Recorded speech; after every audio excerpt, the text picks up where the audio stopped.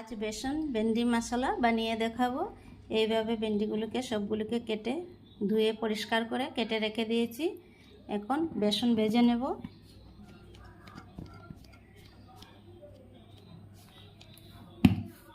বেসনটাকে একটু ভেজে নেব। যখন অল্প ভাজা ভাজা গন্ধ চলে আসবে তখন নামিয়ে নেব। ভাজা হয়ে গেছে।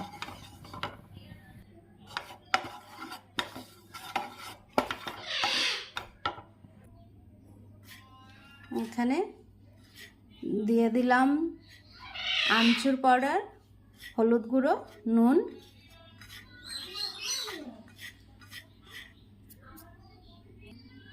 ভালো করে মিশিয়ে নিয়েছি। এখন অল্প তেল দেব।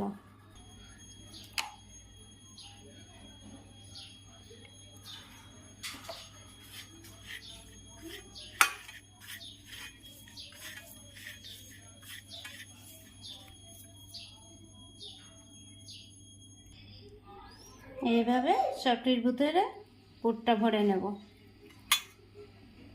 সব পুরগুলা রেডি হয়ে গেছে। এখন আমি এইভাবে একটা একটা করে একসাথে দিয়ে দেব। এইভাবে দিলাম, অল্প ঢেকে দিয়ে দেব। এখন অপাশ করে দিয়ে দেব।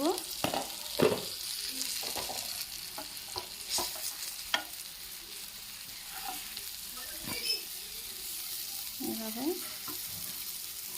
উল্টে নিয়েছি, আবার একটু সময় ঢেকে দিয়ে দেব।